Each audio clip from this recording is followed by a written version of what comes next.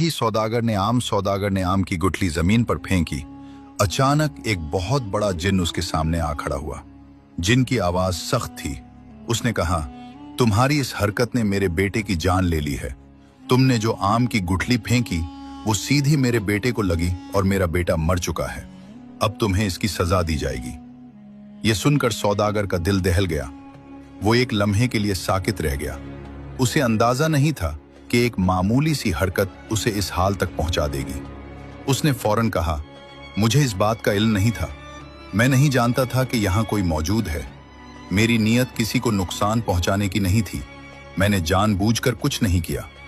जिन ने जवाब दिया, नीयत का फैसला बाद में होता है, फैसला अमल पर किया जाता है, और तुम्हारा अमल मेरे बेटे की मौत बना है। सौदागर परेशान हो गया। वो जानता था कि यह कोई मामूली जिन नहीं है और उसके सामने बहस करना बेकार होगा। उसने खुद को संभाला और कहा, मैं एक सौदागर हूं। मेरे जिम्मे लोगों के हक हैं, अमानतें हैं और वादे हैं जो अभी पूरे नहीं हुए। अगर आज मुझे सजा दे दी गई तो बहुत से लोग नुकसान में आ जाएंगे।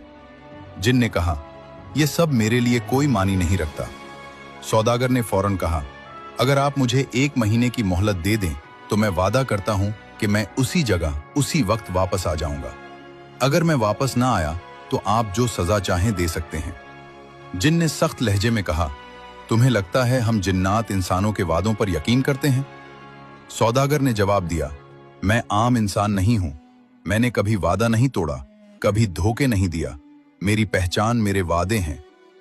जिन कुछ देर खामोश रहा, फिर उसने कहा, अच्छा सुनो, अगर तुम मुकर्ररा वक्त पर वापस ना आए तो मैं खुद तुम्हारे घर आऊंगा।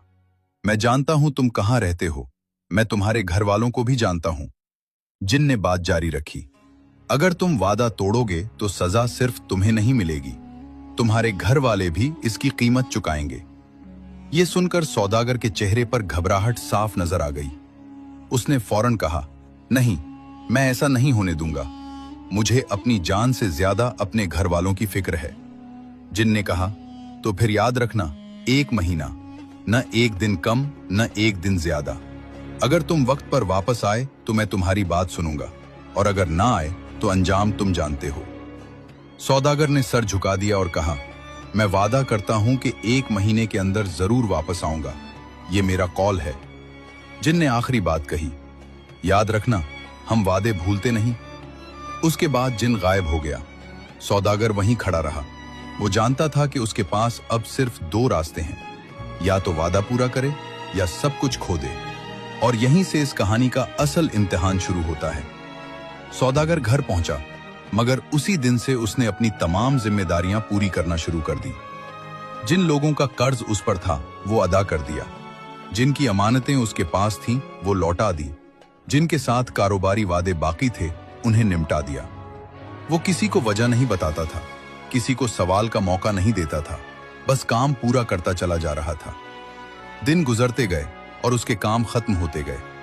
जब आखिरी दिन रह गया तो उसने घर वालों को बुलाकर साफ बात कह दी कि अगर मैं 1 महीने के अंदर वापस ना आया तो मेरा इंतजार मत करना। उसके बाद वो सफर पर रवाना हो गया। वक्त मुकर्ररा पर वो वादे की जगह पहुंच गया। कुछ देर बाद वहां एक दरवेश आ गया। सौदागर ने पूछा, आप कौन हैं? दरवेश ने जवाब दिया, अल्लाह ने मुझे तुम्हारी मदद के लिए भेजा है।